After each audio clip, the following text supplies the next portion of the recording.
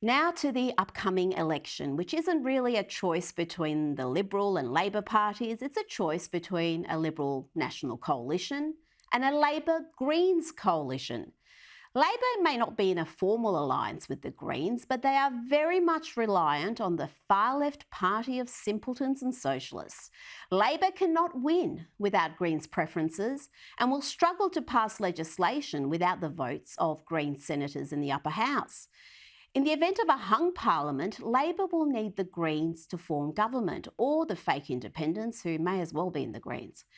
For too long, the party that attracts around 1 in 10 votes has been treated as an oddity, a nuisance, rather than a genuine threat. But the Greens will wield significant power if Labor prevails in next month's federal election.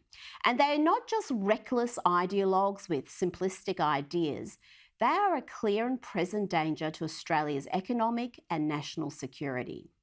Their policies would bankrupt the nation, and under the Greens' peace and disarmament plan, Australia's position in the region would be dangerously weakened. Even by their wacky standards, Greens MPs are making comments that are worrying national security experts. Peace and disarmament spokesman for the Greens, Senator Jordan Steele-John, has said that China is not a military threat to Australia and that our objection to the Solomons-China agreement is paternalistic and racist. He said of the deal, "We absolutely support the right of Solomon Islands to do that. The Greens see it as a double standard that is both paternalistic and actually racist. It is a racist, paternalistic double standard that needs to be called out." These are not serious people, but in a Labor-Greens coalition, they would have serious influence on the direction of the country.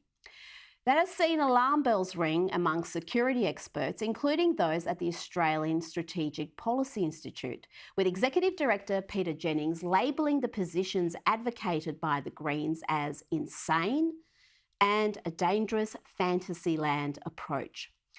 Those with expertise in defence and national security argued that if the Greens were successful in forcing dramatic cuts to defence spending, it would leave Australia vulnerable to an aggressive China and its attempts to dominate the region and our island neighbours. You know, last month, Greens leader Adam Bandt let the cat out of the bag when he said the quiet bit out loud.